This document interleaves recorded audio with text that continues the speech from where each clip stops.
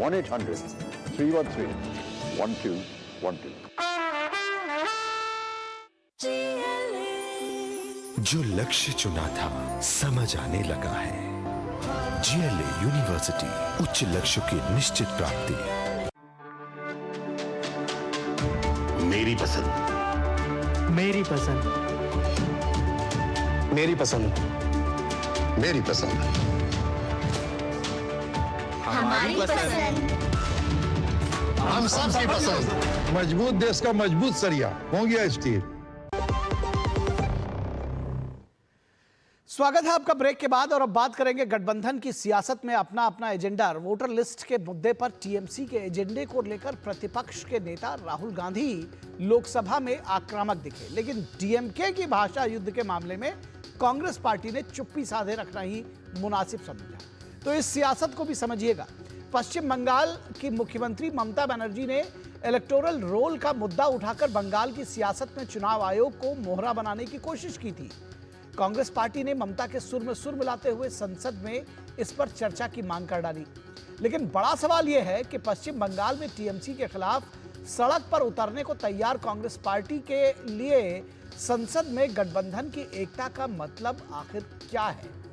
संसद में बजट सत्र के दूसरे चरण में राज्यों में होने वाले चुनाव के मद्देनजर टीएमसी और डीएमके अपने अपने एजेंडे पर बहस चाहते हैं। नई शिक्षा नीति और 3 भाषा को लेकर डीएमके ने संसद से लेकर सड़क तक इसे बड़ा सियासी मुद्दा बनाया है। सीएम स्टालिन इसे हिंदी थोपने की साजिश बताते रहे हैं। शिक्षा मंत्री धर्मेंद्र प्रधान ने डीएमके को सख्त लहजे में बेईमान बताया और छात्रों का भविष्य बर्बाद करने का आरोप लगाया। प्रतिक्रिया में सीएम स्टालिन ने प्रधान को अहंकारी बताया। शिक्षा मंत्री की भाषा को लेकर डीएमके समेत विपक्षी दलों ने हंगामा किया, लेकिन सवाल उठता है कि जब मल्लिकार्जुन खड़गे अध्यक्ष को यानी पीठ को संबोधित करते हुए कहते हैं कि आज आपको ठोकेंगे, तो इस भाषा को क्या कहा जाए। इसको कतई संसदीय भाषा के दायरे में तो कम से कम नहीं रखा जा सकता। पीएम श्री स्कीम को लेकर पूछे गए सवाल पर धर्मेंद्र प्रधान ने कहा था कि तमिलनाडु सरकार केंद्र प्रायोजित इस योजना में अपना रुख बदलकर लाखों बच्चों के भविष्य के साथ खिलवाड़ कर रही है। मशहूर अर्थशास्त्री प्रोफेसर शमिका रवि ने अपने रिसर्च में बताया है कि अक्सर लोग तमिलनाडु और केरल को एक साथ जोड़कर देखते हैं, लेकिन प्राथमिक शिक्षा के मामले में तमिलनाडु काफी पिछड़ा हुआ है। सरकारी प्राथमिक विद्यालयों के प्रबंधन में तमिलनाडु फिसड्डी साबित हुआ है। जाहिर सी बात है कि तमिलनाडु सरकार ने सरकारी विद्यालयों के बच्चों को पॉलिटिकल टूल के रूप में इस्तेमाल किया।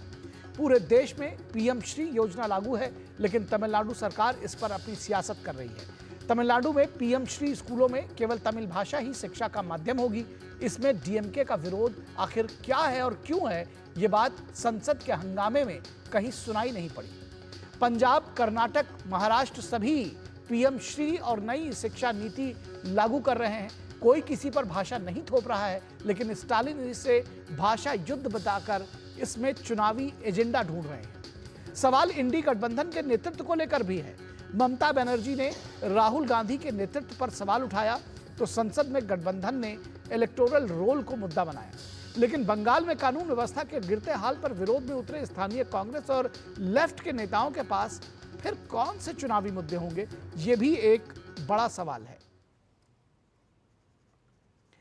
और डीएमके के वरिष्ठ नेता दयानिधि मारन ने कहा है कि हमारे यहाँ बच्चे अकेले 3 लैंग्वेज में पढ़ते हैं, जबकि नॉर्थ इंडिया के बच्चे सिर्फ 1 लैंग्वेज को पढ़ते हैं। ये बहुत ही अनफेयर है, यानी ये नाइंसाफी बता रहे हैं और कह रहे हैं कि ये आरएसएस की आइडियोलॉजी है कि इंडिया को एक हिंदी राष्ट्र बनाना चाहती है। तो हिंदी जो भाषा है उसको लेकर के बार बार डीएमके और उनको नेता बयान देते रहे हैं। दयानिधि मारन क्या कह रहे हैं, आइए सुनते हैं।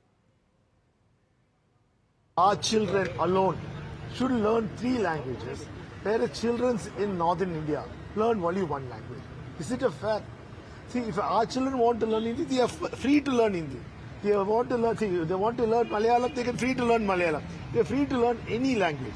Today we have advanced technologies which do instant translation. You just have, everyone has got a smartphone. You can translate. But this is the RSS ideology of trying to make India into a Hindi country.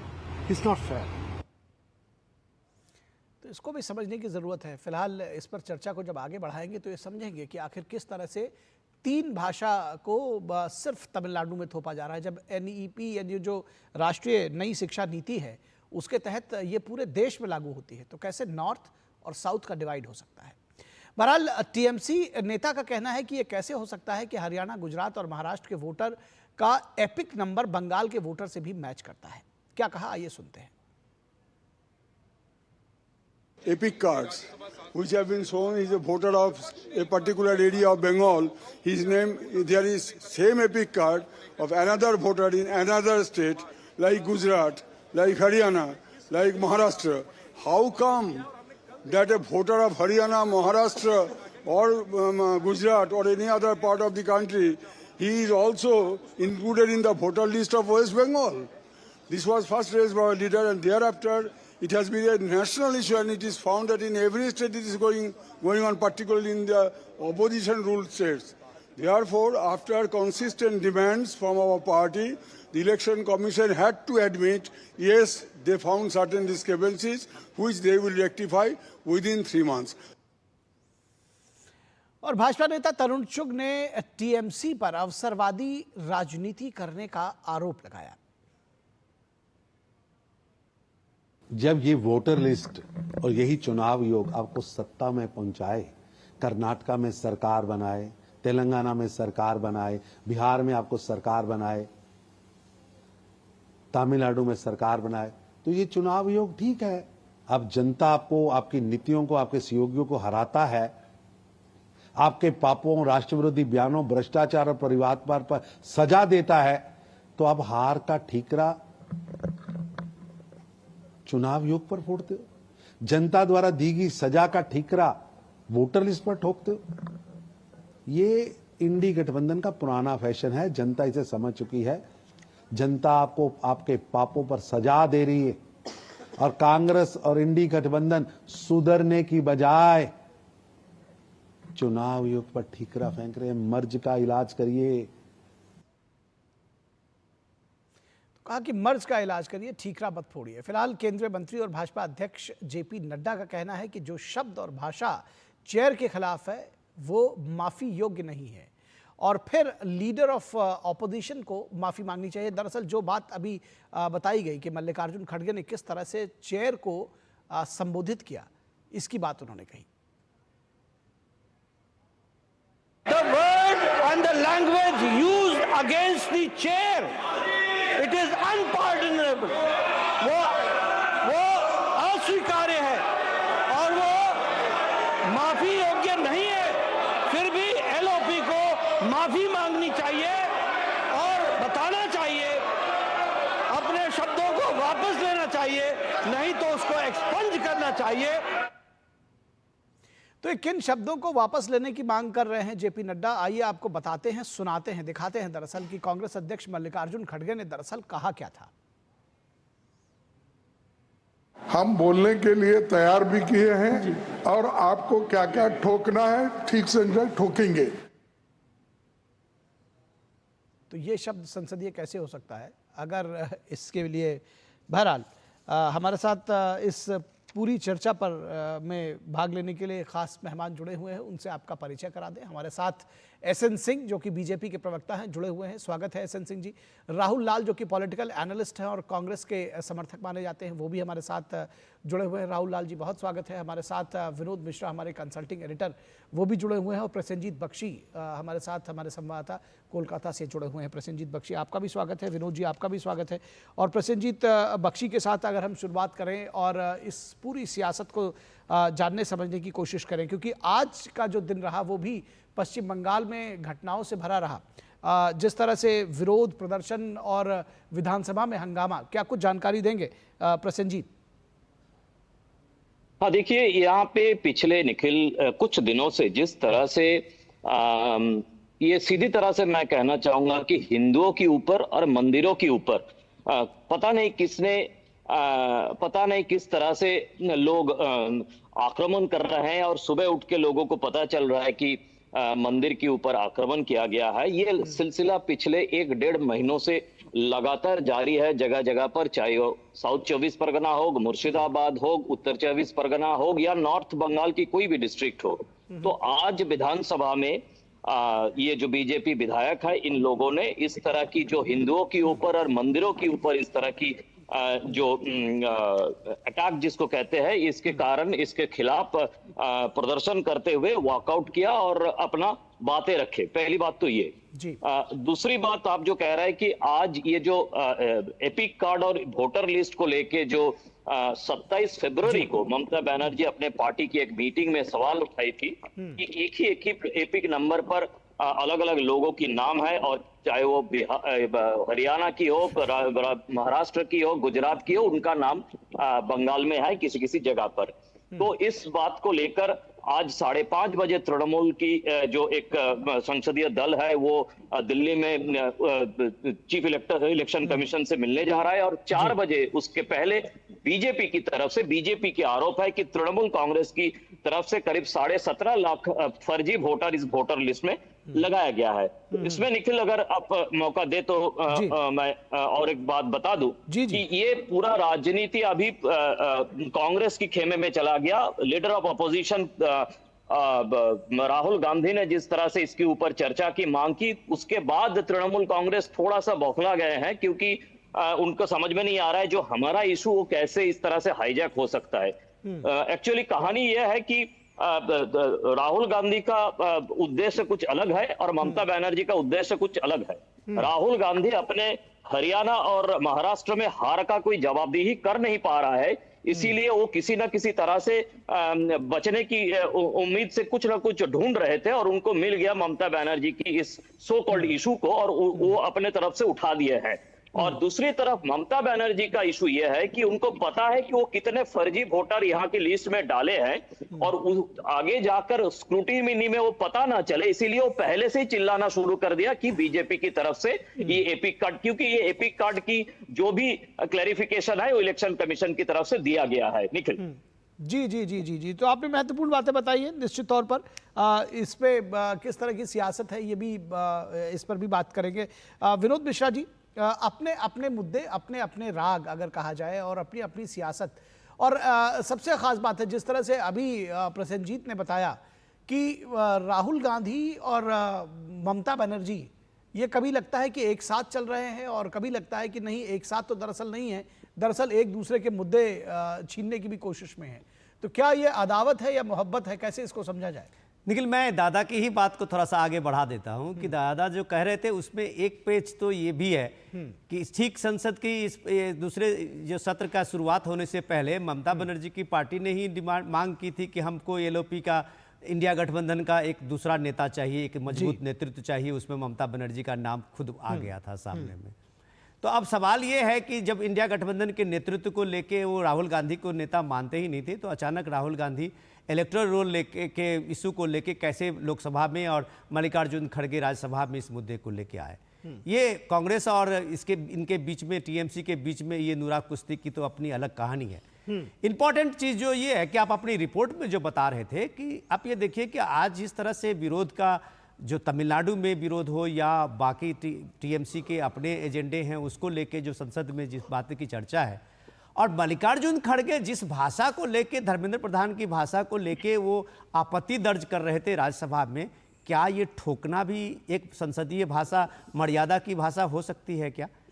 और अगर मर्यादा की बात को तार करते हुए मल्लिकार्जुन खड़गे इस बात को भूल जाते हैं, तो अगर धर्मेंद्र प्रधान का एक बेईमान कहना स्टालिन के लिए कैसे एक अहंकारी राजा हो जाता है जी। तो ये शब्दों की जो जादूगरी में सारे लोग जिस तरह से अपनी अपनी सियासत कर रहे हैं, ये सबसे इंपॉर्टेंट चीज समझने की जरूरत इसलिए है आज कि देखिए, न्यू एजुकेशन पॉलिसी और एजुकेशन पॉलिसी आज ये पहली कोई इस तरह की चीजें अपने सामने में ड्राफ्ट नहीं है या वो मसौदा नहीं है पूरे देश के लिए। इंदिरा जी ने भी कोशिश की थी, राजीव गांधी ने भी कोशिश की थी, और ये मोदी गवर्नमेंट की भी न्यू एजुकेशन पॉलिसी है। लेकिन आप इसमें फर्क देखिए, इंदिरा जी ने जब लागू की थी तब जो तमिलनाडु में, जिसको अभी वो कहते हैं स्टालिन की भाषाई युद्ध की एक दूसरी शुरुआत होगी, वो भाषाई युद्ध का मामला था कि वो हिंदी को एक कंपलसरी की बात कर रहे थे। राजीव गांधी के समय में भी इस तरह के आंदोलन हुए थे। लेकिन ये जो पॉलिसी है, इस पॉलिसी में तो सीधे सीधे ये है कि आप हिंदी या कोई अन्य भारतीय भाषाओं को इस 3 भाषाओं के फॉर्मूले में रख सकते हैं। रही ये एक बात कि आखिर जो स्टालिन और वो जो अभी दयानिधि बता रहे थे, तो उनको तेलुगु को रखने में, मलयालम को रखने में क्या दिक्कत है, हिंदी ना रखें। लेकिन उससे भी इंपॉर्टेंट ये है कि उसमें जो अभी जो रिपोर्ट आई है समीक्षा रवि का, जो अभी आप रिपोर्ट देख लीजिए कि पूरे तमिलनाडु में प्राइमरी एजुकेशन की हालत सब देश में सबसे ज्यादा खस्ता हाल है। आप उन लाखों करोड़ों बच्चों के सिर पे आप एक भाषा की सियासत कर रहे हैं, और उस बच्चे को जिसके लिए पीएम श्री योजना लागू की गई थी, जो एक आप ये कहते आप इतना इंपॉर्टेंट योजना है कि जिसमें स्कूल के, प्राइमरी स्कूल के इंफ्रास्ट्रक्चर को मजबूत करके उन गरीब बच्चों को उसमें शामिल करना है जो मुख्य धारा में बच्चे शामिल हो सकते हैं। आपने उसमें एक लैंग्वेज का एक बैरियर लाके, जबकि वहां प्राइमरी एजुकेशन में मातृभाषा कंपलसरी है, तमिल ही मातृभाषा होगी। ये विरोध का कोई मतलब नहीं है। और कांग्रेस पार्टी की सबसे इसमें चीज पॉलिटिक्स को साफ साफ एक्सपोज हो रही है कि आप तमिलनाडु के इशू पे, भाषा के इशू पे चुपचाप है, लेकिन आपको ममता बनर्जी के टीएमसी का इलेक्टोरल रोल सूट करता है तो आप वहां उस बोलने के लिए सदन में हंगामा कर रहे हैं। तो ये पूरी सियासत जो है लोगों को तरीके से समझनी चाहिए कि इस सियासत का मतलब क्या है। जी बिल्कुल, इस सियासत का मतलब क्या है, राहुल लाल शायद इसको समझाने की कोशिश करेंगे। राहुल लाल, मन मन भावे मूड हिलावे, कभी साथ चलना, कभी नाराज हो जाना, ये किस तरह की सियासत है? दरअसल क्या इसको समझा जाए कि ममता बनर्जी के आप साथ चल रहे हैं और जब भाषा की बात आती है तो वहां से दूरी बनाए हुए हैं, लेकिन मौन समर्थन देने की कोशिश करते हैं? नहीं, देखिए, हमें नहीं लग रहा कि डीएमके के मामले में कांग्रेस जो है कि मौन समर्थन दे रहा है। कीर्ति चिदम्बरम जी का कल का बयान देखिए तो डीएमके के साथ कांग्रेस जो है कि मजबूती के साथ खड़ी है। कीर्ति चिदम्बरम जी ने स्पष्ट तौर पे कहा है कि त्रिभाषा फॉर्मूला को जबरन थोपा नहीं जा सकता है। देखिए, मुख्य मामला क्या है, जबरन थोपा कहां जा रहा है? ये बात बार बार कही जा रही है कि जबरन थोपा जा रहा है। जबरन कैसे थोपा जा रहा है, जरा ये भी थोड़ा एक्सप्लेन करिएगा, हम भी एनलाइटन हो कि जबरन कैसे थोपा जा रहा है। जी बिल्कुल निखिल जी, देखिए, आपने अपने भूमिका में बड़ी अच्छी चीज कही और विनोद जी ने भी कही, मैं उसका समर्थन करता हूं। मैं चूंकि तमिलनाडु से फिर पश्चिम बंगाल की तरफ चलूंगा जी, कि देखिए, शिक्षा नीति कोई पहली बार नहीं आई, त्रिभाषा फॉर्मूला भी पहली बार नहीं। विनोद जी ने सही कहा, 1968 में जो है कि वो पहली जो है कि शिक्षा नीति आई, उसमें भी त्रिभाषा फॉर्मूला था 68 में। 86 में राजीव गांधी लेके आए, उसमें भी त्रिभाषा फॉर्मूला था, और अब 2020 के नई शिक्षा नीति में भी त्रिभाषा फॉर्मूला है। लेकिन अंतर क्या है पहले और अभी की स्थिति में? पहले इसे बाध्यकारी नहीं बनाया जा रहा था, राज्यों को समझाने के प्रयास होते थे। अब केंद्र सरकार ब्लैकमेलिंग करने की स्थिति कर रही है।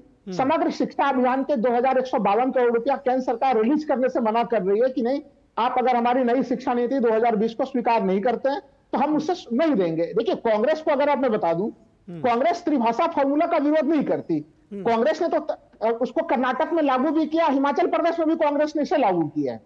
लेकिन तमिलनाडु में अगर भारतीय जनता पार्टी, केंद्र सरकार उन्हें समझाने का प्रयास सही ढंग से नहीं करती है इस मामले को, तो बताइए वैसे स्थिति में जबरन दबाव बनाने का प्रयास किया जा रहा है। कर्नाटक में आपने उसको लागू कर दिया, दूसरे कांग्रेस शासित राज्यों में लागू कर दिया, लेकिन फिर तमिलनाडु के लिए वो दूसरा हो गया। जैसे अभी आपने सुना था कि डीएमके के नेता भी कह रहे थे कि भाई नॉर्थ इंडिया और साउथ इंडिया में, नॉर्थ इंडिया में तो बच्चे केवल 2 ही। अरे भाई, जो एनईपी है या जो नई शिक्षा नीति की, राष्ट्रीय शिक्षा नीति की बात की जा रही है, वो पूरे देश में एक समान है।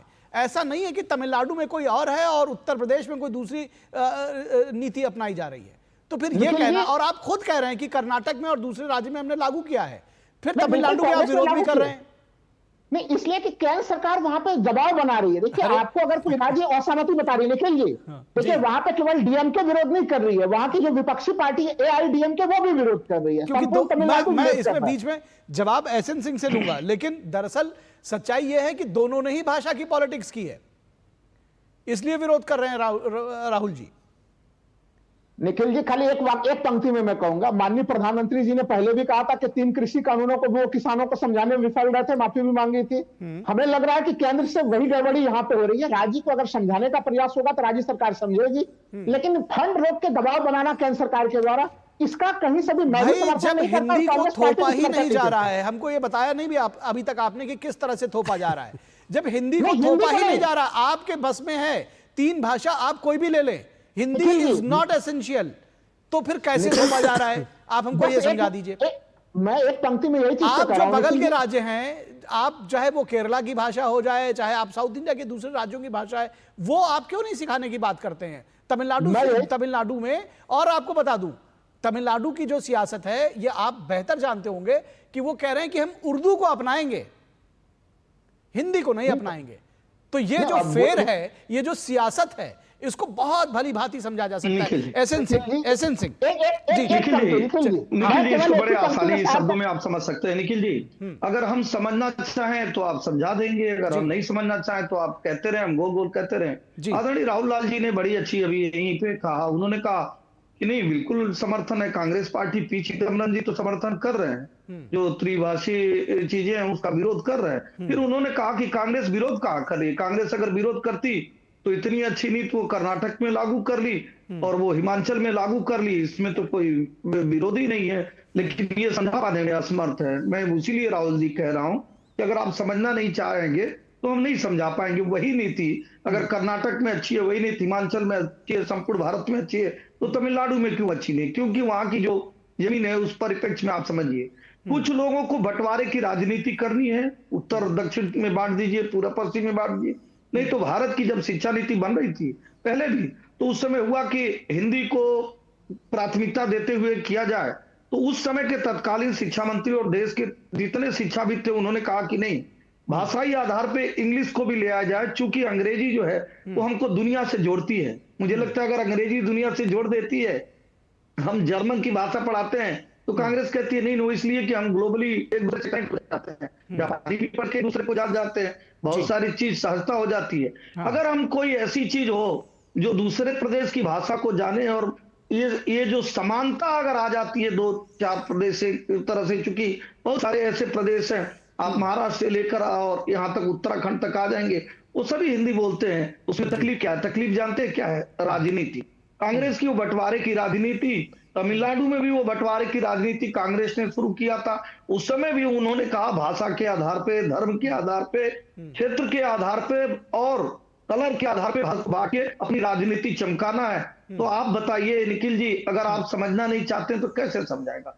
चौथी बात मैं कह रहा हूं कि अभी ममता बनर्जी और उसकी चर्चा कर रहे थे हमारे आदरणीय विनोद जी। निश्चित तौर पर आप देखेंगे ममता बनर्जी ने पहले ही रुख स्पष्ट कर चुके थे, जो आम चुनाव हुआ था लोकसभा का, कि हम अकेले चुनाव लड़ेंगे और हम किसी भी तरीके से कांग्रेस के नेतृत्व को नहीं स्वीकारेंगे, क्योंकि कांग्रेस के नेतृत्व को अगर वो स्वीकारती हैं तो वो खतरे में पड़ जाती है, उनकी राजनीति खतरे में पड़ जाती है। इस नाते वो हाफ टाइम के लिए एक होते हैं, टाइम के बाद दूर हो जाते हैं। तीसरी बात मैं कहूंगा कि आपने कहा वोटर लिस्ट के बारे में, अच्छी बात है, चुनाव आयोग में आपने शिकायत किया, उसके बाद आप सुप्रीम कोर्ट गए थे इसी वोटर लिस्ट को लेके एक प्रकरण।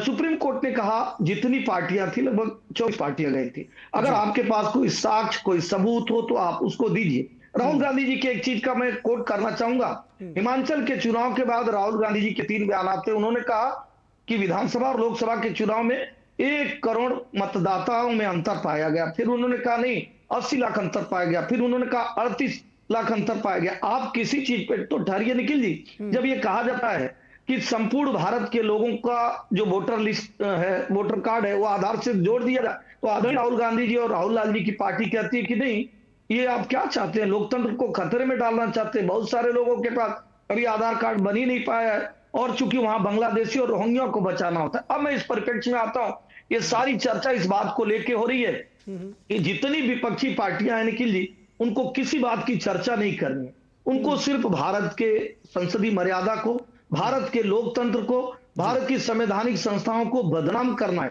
इसलिए कहा जाता है कि आदरणीय राहुल गांधी जी, आपने जितनी विपक्षी पार्टियां थी संसद में, जितनी मांगे आप लोगों ने कहा कि इस बात पे चर्चा हो जाए। आपने मणिपुर पे चर्चा हुआ, कौन भाग गया?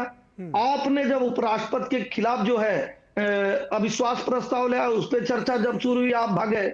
मुझे लगता है कि इनको चर्चा नहीं करना है, इनको भारत की संवैधानिक संस्थाओं को बदनाम करना है। और आदरणीय राहुल लाल जी, मैं जरूर आपसे कहूंगा, अगर कोई कमी हो तो आप जरूर बताएं, लेकिन आप ये कहेंगे कि भारतीय जनता पार्टी समझा नहीं पा रही है, ये कोई कमी नहीं है, हम नहीं समझा पा रहे हैं और आपको लग रहा है कि अच्छा है, ये ठीक है। राहुल लाल जी कर्नाटक में, राजस्थान में, हिमाचल प्रदेश में आप समझ गए, तमिलनाडु में आप वही बात समझ नहीं पा रहे। ये मतलब जगह का अंतर है, फर्क है, या वहां सियासत बदल गई? मैं बिल्कुल देखिए पॉइंटेड वे में 2 तथ्य केवल रखूंगा इसमें। नंबर 1 तथ्य कि पहले से केंद्र सरकार के शिक्षा नीति को लेके, चाहे अटल बिहारी वाजपेयी की सरकार हो, मनमोहन सिंह की सरकार हो, चाहे पूर्ववर्ती सरकार, या फिर जब स्मृति ईरानी जी उच्च शिक्षा मंत्री होती थी तब का भी अगर हम लोग नीति लें एजुकेशन पॉलिसी को लेके, उन लोगों ने स्पष्ट तौर पे कहा था कि केंद्र सरकार की नीति सलाहकारी होती है, राज्य सरकारों के साथ समन्वय करके राज्य सरकारों को तय करना। निखिल, मुझे एक मिनट अचानक से इजाजत दे दीजिए। आपका पॉइंट आ गया, यही पॉइंट आपने पहले भी कहा था। निखिल, यही पॉइंट आपने पहले भी कहा था। राहुल जी, आपको मैं थोड़ा सा करेक्ट कर देता हूं। पहले तो आप इस दोनों में अंतर समझ लीजिए कि नई शिक्षा नीति और पीएम श्री योजना दोनों अलग अलग चीज है। इस चीज को थोड़ा सा समझिए। पीएम श्री योजना केंद्र की एक आप कह सकते हैं कि महत्वाकांक्षी योजना है, जो PM school for rising India का उसका बेसिक कंसेप्ट है कि भारत के गरीब बच्चे प्राइमरी एजुकेशन के, सुनिए तो सही, प्राइमरी स्कूल के बच्चे कैसे इनलाइटेंड हो। भारत के प्राइमरी स्कूल के बच्चे, सरकारी प्राइमरी स्कूल के बच्चे मैं कह रहा हूं, कि वो बच्चे कैसे मुख्य धारा की जो और स्कूल्स हैं उसके कंपटीशन में आए। इसके लिए गवर्नमेंट ऑफ इंडिया ने 27,000 करोड़ रुपए का बजट इसमें एलोकेट किया है। 27,000 करोड़, मैं रिपीट करता हूं, नोट करिएगा। और इसके लिए आप देखिए, आप लोग चीजें को ना इस तरह से गुमराह करते हैं कि फैक्ट्स को एकदम पूरा ये बना देते हैं। पीएम श्री योजना, सुनिए तो, पीएम श्री योजना कर्नाटक में, तेलंगाना में, हिमाचल में, हर इस पंजाब में, हर स्टेट में लागू है। कौन स्टेट नहीं चाहेगा कि भाई उसके गरीब बच्चे, उसके प्राइमरी एजुकेशन का इंफ्रास्ट्रक्चर बेहतर हो? कौन स्कूल नहीं चाहेगा गरीब बच्चे प्राइमरी एजुकेशन, सरकारी स्कूल की भाई उसके स्कूल में वो इंफ्रास्ट्रक्चर मजबूत हो? ये सिर्फ तमिलनाडु है जो एक सियासत उन गरीब लाखों करोड़ों गरीब बच्चों के सिर पे कर रही है, जो बात धर्मेंद्र प्रधान कह रहे थे। इसलिए वो बेईमान कह रहे थे कि भाई आपके यहां पब्लिक स्कूल में 3 फार्मूला लागू है जी, लेकिन आप जब पब्लिक सरकारी स्कूल की बात करते हैं तो आप कहते हैं कि नहीं, ये भाषाई युद्ध की बात करते हैं। सवाल इस देश को समझने की जरूरत है कि भाई पीएम श्री योजना में मातृभाषा कंपलसरी है, कंपलसरी है मैं कह रहा हूं। और आप कह रहे हैं कि पीएम ये बीजेपी सरकार और मोदी सरकार समझा नहीं पा रही है और किसान नीति और किसान योजना अपना रहे। आप लोग सिर्फ और सिर्फ जो है गुमराह करने के अलावा कुछ नहीं करते। ठीक है, इस चर्चा को विराम देंगे और एक पॉइंट और जोड़ दूं। राहुल लाल जी, आप ये भी समझिएगा, जैसे मैंने कहा ना कि वो ये कहते हैं कि हम उर्दू को तो जोड़ लेंगे लेकिन हिंदी में दिक्कत है, एक बात। दूसरी बात जो अभी विनोद जी ने कही कि जितने भी वहां पे प्राइवेट स्कूल्स हैं, जिस पब्लिक स्कूल्स की बात अभी विनोद जी कह रहे हैं, प्राइवेट स्कूल्स में वो चाहे नौकरशाहों के स्कूल्स हों और चाहे डीएमके और एआईडीएमके सरकार के तमाम जो डीएमके सरकार के तमाम मंत्री हैं, दिग्गज नेता हैं, उनके स्कूल्स हैं, वहां सब पर ये जो 3 भाषा वाला जो फॉर्मूला है ये हर जगह लागू है। उन्होंने लागू किया है। केवल प्राइमरी स्कूल में गरीबों के बच्चों को गुमराह रखना चाहते हैं, उनको दूर रखना चाहते हैं, ये भी सियासत है। तो आप एक जगह दे रहे हैं अपने स्कूल में, जो आप स्कूल खुद चला रहे हैं उसमें दे रहे हैं, और सरकारी स्कूलों के बच्चों को नहीं देना चाहते हैं। तो सवाल तो आपकी मंशा पर उठेगा। मैं तो आपके माध्यम से केंद्र सरकार से कहूंगा कि कम से कम फंड रोकने की व्यवस्था को आप रोक दें। फंड जो है पीएम श्री योजना का है, फिर गुमराह मत करिए। फंड जो है वो पीएम श्री योजना का है, वो बिल्कुल अलग है। और जब पूरे देश में लागू है तो बिना काम किए, ये ममता बनर्जी की तरह बात मत करिए कि जी वहां पर काम नहीं हुआ, मनरेगा का काम नहीं हुआ, उसका फंड कहीं और दे दिया और बाद में फिर दूसरे। आज हमारे पास चर्चा का विषय, हमारे पास चर्चा का समय बस इतना ही है। सभी मेहमानों को बहुत धन्यवाद, सभी मेहमानों को धन्यवाद। रुकेंगे एक ब्रेक के लिए, जल्द हाजिर होंगे।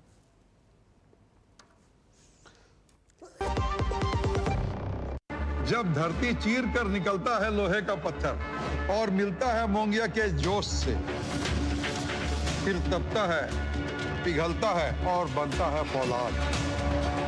अब होता है सरिया सारी खूबियों के साथ।